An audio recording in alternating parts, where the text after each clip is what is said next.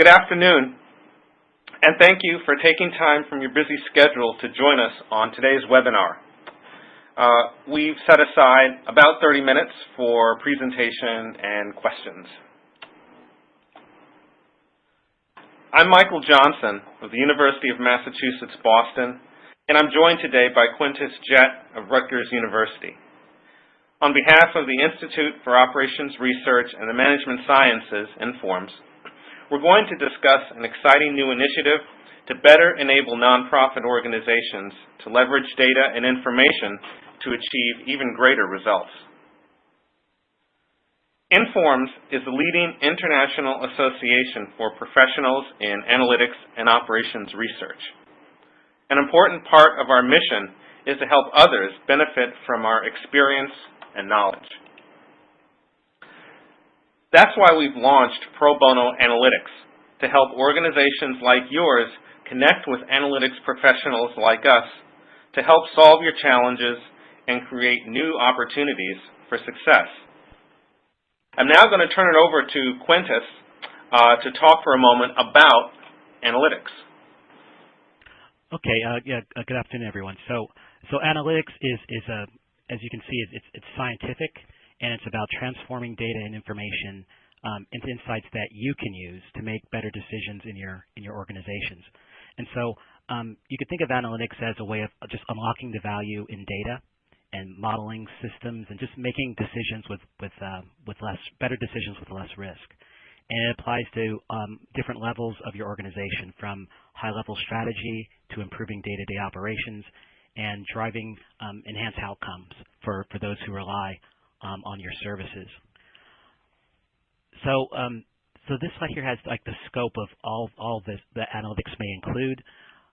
But let me just say that really it's about how do we get our how can we get our arms around all the information that we have, and how can we learn and understand from the information that we have, as well as how do we convert our knowledge into meaningful action. So you probably might have seen in headlines in organizations tackling problems such as big data and analytics, from UPS and Amazon to the U.S. government and professional sports teams, healthcare services, countless examples. And so really every organization of different sizes and scope and areas are really asking these fundamental questions about how to organize their data. So really at the end of the day, the big difference between what you see in the news about data and analytics and the challenges that you have in your organization is really a question of scale and of resources. And so those of us involved with INFORMS we see the benefits of the analytics yield, but we also recognize that every organization may not have the infrastructure, capacity, or capabilities to be able to conduct these analytic initiatives. And so that's really where Pro Bono Analytics comes into play. Michael? Thanks, Justin. Thanks, Quintus. Thank you. Sure, no problem.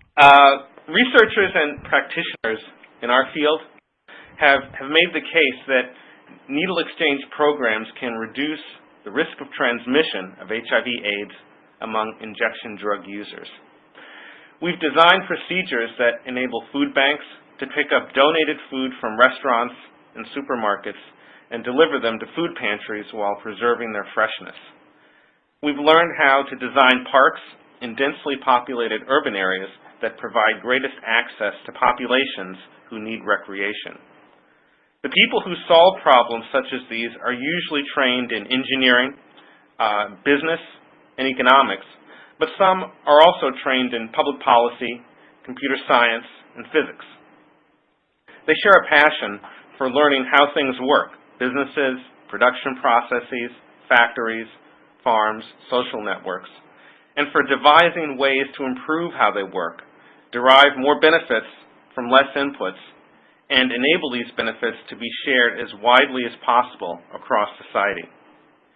There's a rich tradition within our field of applying analytics to the most difficult problems society has to offer, problems for which impact cannot be measured only in terms of profit or costs, or customers served. Many of our members seek to do good and apply their talents and skills in ways that would help organizations like yours create or add even greater value to the missions and people you serve. These eager volunteers are often full-time employees of for-profit companies and consultancies. But until now, they lacked a singular, consolidated way to be connected with organizations seeking to solve problems. And as we began crafting this endeavor, we also learned that nonprofit organizations likewise lacked an easy way to connect with experts in these fields. So in essence, Pro Bono Analytics is the gateway between informed members who know how to attack problems analytically and the very organizations that know what problems need to be attacked in order to improve more lives, strengthen more communities, and advocate more effectively. In developing Pro Bono Analytics, Informs looked to a sister organization, the Operational Research Society in the United Kingdom, which launched a similar initiative in 2013. The OR Society developed a service that connects their volunteer professionals with nonprofits, what in the UK are referred to as third sector organizations, that want to solve problems in areas such as strategic planning and review, impact measurement, process improvement, data analysis, business planning, efficiency improvement, options appraisal, and decision making. In just a few years, they've engaged in a number of very successful projects, and here are some examples. A nonprofit organization serving female victims of domestic violence faced imminent loss of its main sources of funding. How could it redesign its programs and staffing schemes to accommodate potential new funding sources? Volunteers helped its staff design a spreadsheet model to perform what-if analyses to explore different funding and program futures, prioritize fundraising, and identify core services. Another UK nonprofit organization devoted to workforce development for disadvantaged people needed a way to reconceive of its mission and operations in the wake of a board-driven change to the organization's objectives, name, and office space. The organization used the facilitated modeling methodology in a focus group setting to identify its strengths and weaknesses as an organization, opportunities, threats and risks, and current and future funding options. This helped it uncover common goals, values, and plans that were consistent with the current environment of uncertainty. This next example comes from here in the U.S., in fact, from the city of Boston. A local community development corporation sponsored a project to learn more about youth employment in a predominantly minority working-class neighborhood. To generate data and knowledge about capabilities and desires of local youth for paid work, organizers trained young people in the community to gather data through door-to-door canvassing of other youth using innovative tablet-based technologies. They also trained young people to analyze the data themselves and to generate policy ideas that can connect youth with local employment opportunities. So for organizations such as these, analytics has been a way to level the playing field. But these examples merely scratch the surface in terms of the breadth and depth of what can be accomplished by connecting our expertise with yours.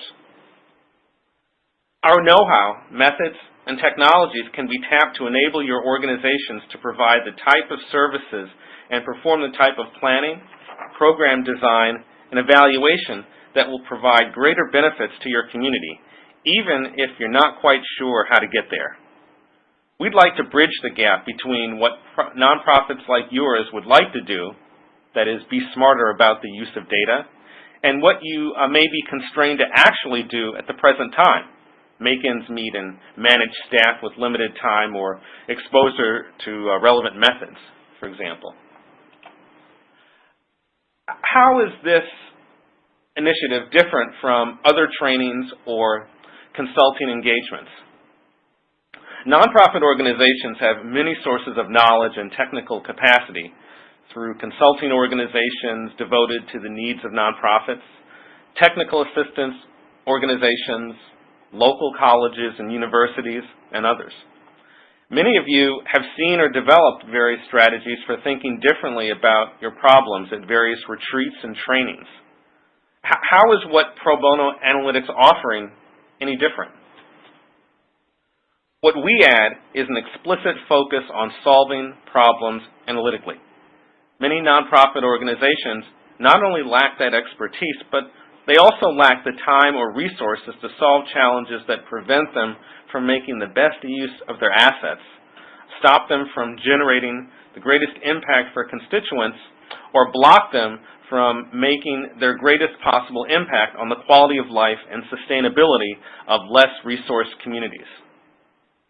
I would characterize the questions Pro Bono Analytics is prepared to help answer as three. First, what do organizations need to know to do what they need to do better? Second, how do organizations change processes and systems, make new recommendations, redesign programs, and develop more effective proposals and evaluations?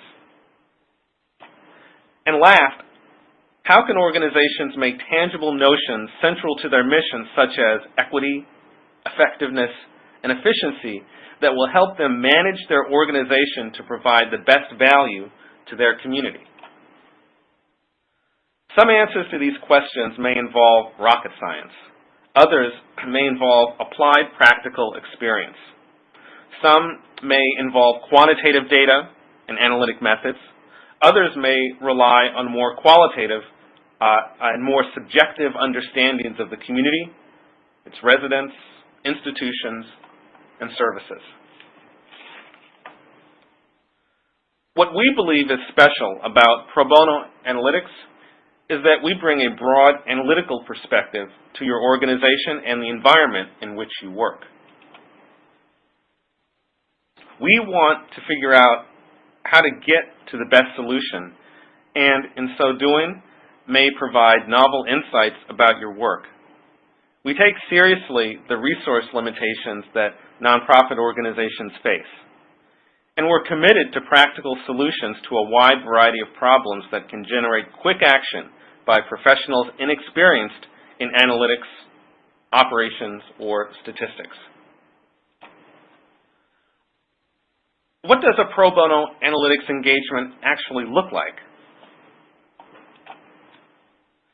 An organization that wants to work with Pro Bono Analytics can start by visiting our website, www.informs.org/pro bono analytics. There, you can check out a blog post on this topic, learn more about Informs, and even visit the Pro Bono OR website hosted by our UK counterpart. If Pro Bono Analytics looks like a fit for you and your organization, please fill out a short inquiry form on the webpage. A member of the Pro Bono Analytics team will then follow up with you to discuss the process of completing a volunteer request form. We'll share your project description with a large network of professionals who have registered with Pro Bono Analytics and help you choose from among those that respond to build a project team that can provide a successful partnership with your organization. If the Pro Bono Analytics team and the client organization agree that they want to work together, the volunteer team will sign an agreement in which it specifies the team member's qualifications, describes its project approach, lists deliverables, commits to a project start and end date, and explains in detail what resources it anticipates it will need from your organization. After the project agreement is signed, project work can begin. If the team and the client organization are located near each other, in-person visits might be possible. Otherwise, team members will execute the project remotely, arranging for phone or internet conferences when appropriate. When the project is completed, you and the team can report the results back to Pro Bono Analytics. These results should consist not only of a solution to the problem, but should also include a series of steps that enable the client organization to recognize measurable gains or improvements in areas such as operations, services, and, of course, outcomes. What are the costs and benefits of a pro bono analytics engagement? By design, the direct dollar cost of a pro bono analytics engagement to the client organization is zero, unless there are any out-of-pocket costs like travel that must be incurred. These types of projects will likely require a substantial labor and time commitment by the pro bono analytics team. It's important that they build a truly collaborative relationship with their client organizations. Clients are really never served well by simply providing a problem statement to volunteers and then waiting around for a solution designed in a vacuum. A successful pro bono analytics project means that our volunteer team members will place an organization's needs front and center and ensure that the solution is really best for that client and reflects the client's unique characteristics. Organizations get much more than a spreadsheet or a piece of customized software or a set of rules or a report. They gain a new way of thinking about a wide range of problems and even the confidence to solve other future problems on their own. How can you be sure that a pro bono analytics engagement will really help your organization? It's reasonable to ask if a pro bono analytics engagement will really make a meaningful difference for your organization. From our perspective and what we've learned from other experiences, including key learnings from our friends in the UK, we think the answer is yes. We believe that pro bono analytics is well designed to create value for client organizations. First, our volunteer team members are professionals who do this sort of work for a living. They aren't primarily students who are learning their craft or professors or researchers who are looking for ways to turn theory into practice. Our professional society, Informs, takes our brand, analytics, and operations research management science very seriously. After all, our mission is to lead in the dissemination and implementation of knowledge, basic and applied research and technologies to improve operational processes, decision-making, and management. We are the go-to organization for knowledge about problem-solving and decision-making in the real world. The design of pro bono analytics engagements is such that there's a fixed start and end date for each project. This is not academia where projects can go on forever, or consulting where the firm makes money no matter how long the project takes. Through the design of the volunteer request form, pro bono analytics team members and client organizations are in clear agreement about deliverables and milestones.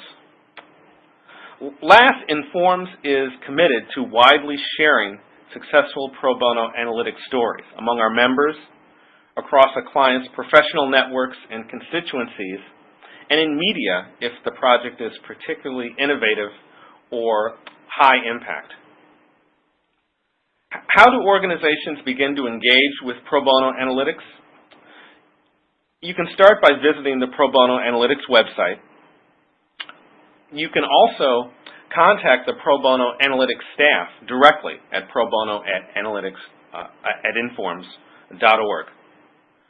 Informs also has a LinkedIn group that you're welcome to join in order to start conversations about ways your organization might solve problems that are important to you. Now we'd like to hear from you. In the time we've set aside in the webinar for questions and answers, we want to learn about your organizations and the problems you'd like to solve, maybe with some resources like pro bono analytics. Is there a dream project of yours that combines data and smarts that you've wanted to do for a long time but can't fit in your budget or don't have time to scope it out with a consultant or a local professor? At this point, Quintus and I have the opportunity to address questions like these. So we'll open it up to you. Thank you very much for your attention.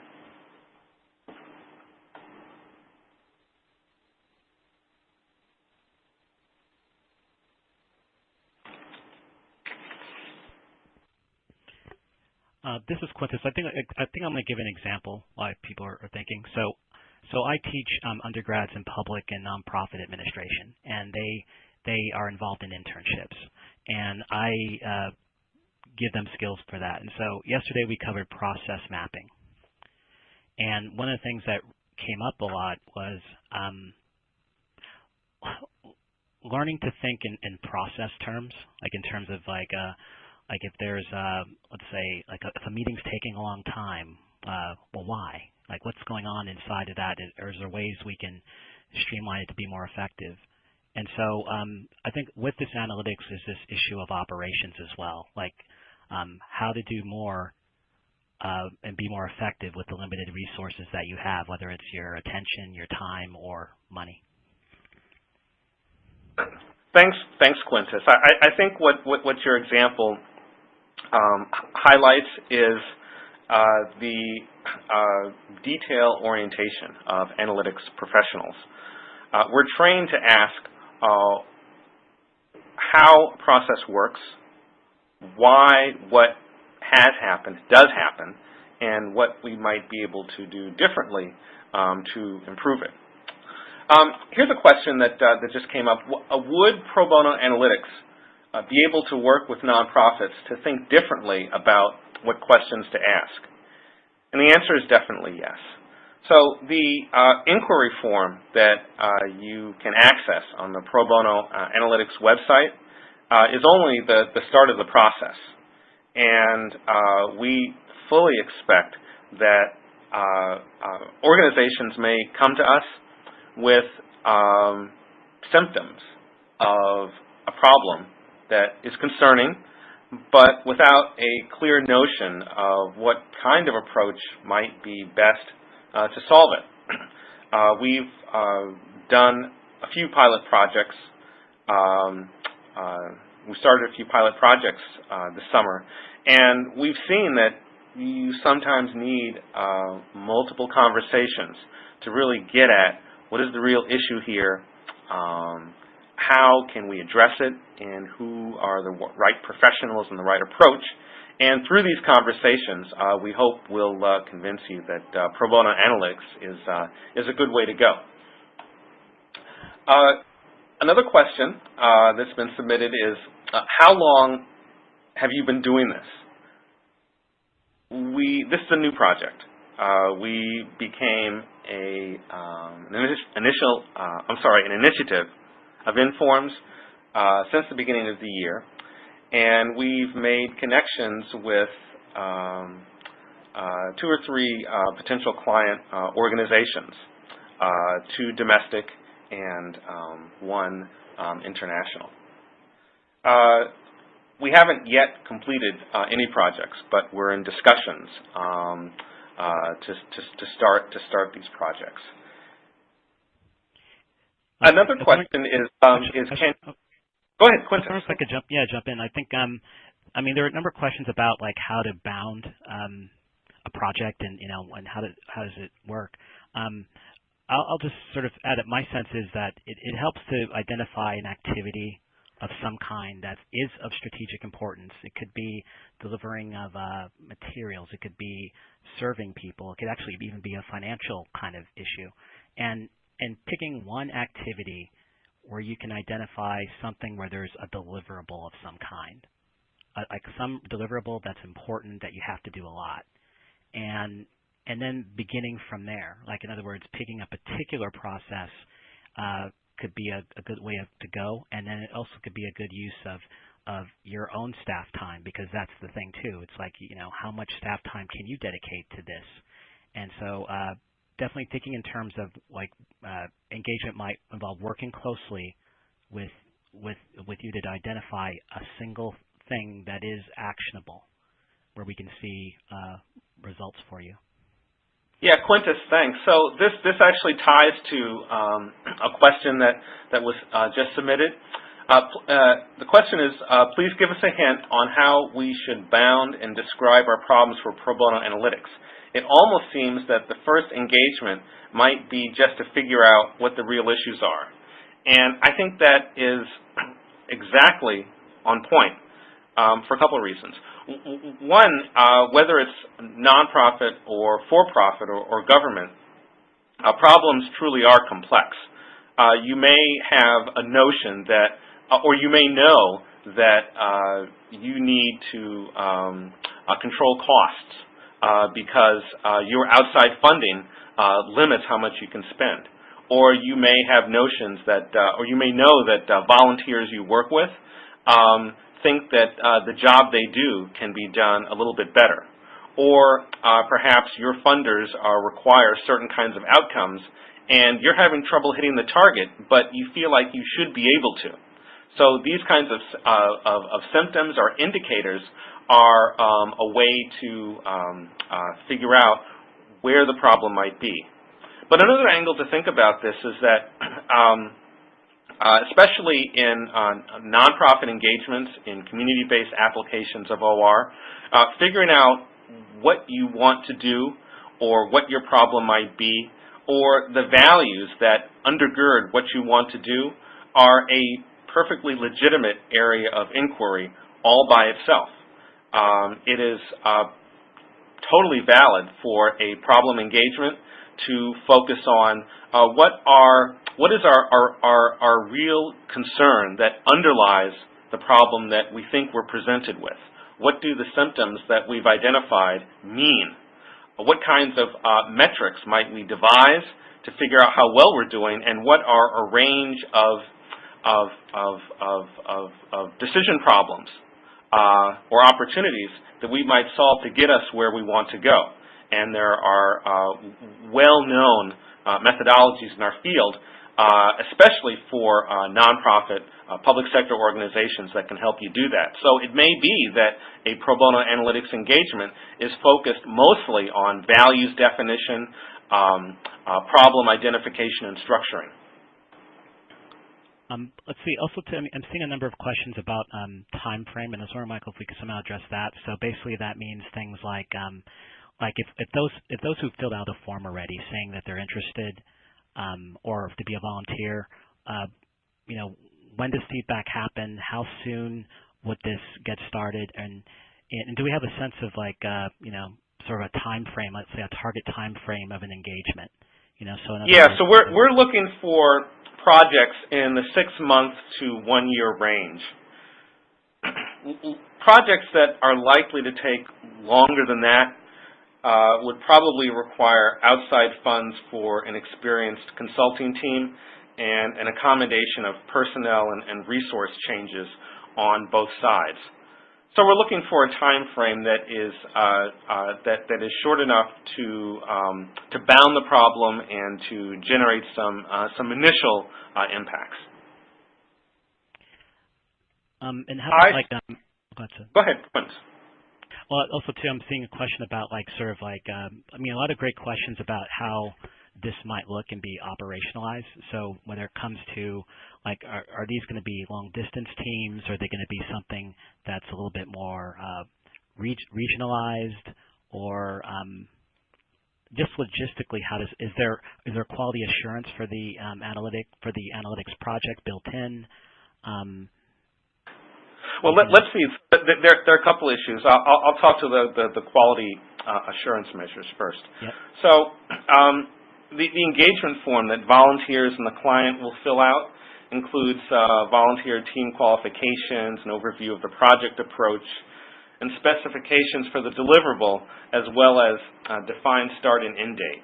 Also, forms ask the client and volunteer to agree to a list of conditions, including a post-project evaluation process and in-process updates to the scope, to the steps in solving the problem, or resources. We also ask that the client organization have a senior administrator sign off on the project. So there are lots of steps before things kick off where client and volunteer can take the measure of each other, and during the project where both client and volunteer can make changes. Another part of Quintus's question had to do with logistics. The projects can take place at organizations all over the country. The initial expressions of interest we've had for pro bono analytics have come from the Boston area, but the volunteers that we identified, I think, were from Colorado. So with web-enabled technologies, it's certainly possible for initial meetings, status meetings to take place online and to be productive. But if the client and the volunteers are both local, then doing things in person is certainly feasible. So I want to point to based on some questions too. Let me put it this way. Sometimes when I've had some experience in the for-profit realm too, in the entrepreneurial world, and sometimes there's this misunderstanding that they think that people in nonprofits don't understand about allocating resources, whereas anyone who's involved with anyone in a nonprofit, they know. I mean, no margin, no mission, and so I think a good way of thinking about Informs is that it's like the depth of expertise across a number of different levels over how to address that question, whether that's figuring out how to operationalize outcomes, or it might be like some kind of being clear on what your model is and how a particular process can be more effective, or the introduction of a new process on top of an existing one through technology. So there's actually quite a bit of depth of expertise and across areas for Informs, and so pretty much most of the kinds of questions I'm seeing, like the technical, there's the depth and breadth within Informs, I think, to address that. Thanks, Quintus. I saw a question here. What quality, if a consultant is chosen by Informs to do a project, who provides indemnity for the consultant's work? So this is something that the organizers have thought about a lot. And one of the conditions in the project engagement form that the client signs is this, that Informs and pro bono analytics only attempts to connect nonprofit organizations to analytics volunteers. Pro bono analytics has no financial obligation to either the nonprofit organization or the volunteers, and it does not implicitly or explicitly endorse any recommendations made by the volunteers. Because we're connecting volunteers with clients, there's no notion of indemnity here. I was wondering, actually, if I could add one other thing too. I mean, I'm thinking like no margin, no mission, but the other thing too is, I mean, a lot of nonprofits, when they're seeking funding from foundations, you're being asked about your theory of change, and so, part of me thinks would be cautious of picking something like that as the first engagement for pro bono analytics, but I think that's the kind of example of when you're engaging with people who are professionals and with analytics, the interaction is going to help you become more clear in articulating more clearly and explicitly what your theory of change is, which is again something that foundations, et cetera, are looking for, as well as how you're going to operate. How can you operationalize that theory of change? So you're being very theoretical, but you're being very concrete in measurement. And I think again, analytics as an approach is very good for clarifying that kind of thing. Thanks, Quintus. I'm mindful of the time, so I'd like to address a few related questions once, and then we can wind it up. So there are a couple of questions here that relate to sort of data wrangling, nonprofit staff, capacity, how much time is involved on the client side in doing it, and how can we do data management. So data gathering and data analysis is essential for a successful analytics project. Some of this data analysis would certainly, gathering and some analysis perhaps, would certainly be done by the client. This depends on the project. The volunteer team and the nonprofit staff will, discuss scheduling and level of effort at the start of the project. And, we're mindful of the fact that the volunteers have part-time jobs. But on the client side, we might think of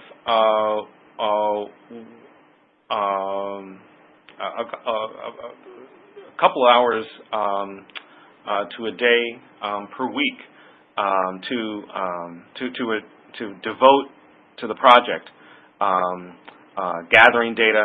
The data analysis can be shared or done primarily by the volunteer team, given the level of expertise.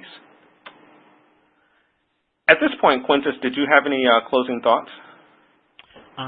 Let's see. Two. One is your point about data that, at least from what I've seen in the nonprofit sector, there's quite a bit of a variety, whether in terms of scale of the organization, as well as things like working with data. And so in some nonprofits, it's almost like, well, we don't really even have data to manage yet. So what do we do with that? But again, I think having interaction with someone who's very analytically oriented can help discern like how you might do that for yourselves, like either creating data sets that you need or just helping think that through. And then the last question, I think, is something that one of the questions I'm curious about myself, which is this pro bono analytics also going to involve, is it open to university centers getting involved in this as well? Because there might be that kind of thing. There might be expertise that might be relevant. And so yeah, Michael, do you have any thoughts on that, or my sense is that this is a bridge really between those who have all the technical expertise about analytics, and then kind of like those who really could benefit from it. And at least I'm not sensing any strict way of looking at this. We're just taking two communities and having them work with each other to create value for nonprofit and public service missions. Yeah, Quintus, I agree with you. I've been part of the discussions to help design pro bono analytics, and I've never seen a desire to exclude interested parties, people who want to help nonprofits solve their problems. So I can say that Informs and pro bono analytics would definitely be open to having conversations with any individuals, employees of organizations, or of centers within universities that want to help nonprofit organizations solve their problems. And I want to echo Quintus's comments about data, but thinking in particular about qualitative data. Sometimes what we need to know doesn't exist in a spreadsheet or in a database. It involves conversations with people, structured interviews. It may involve on-site observations or focus groups.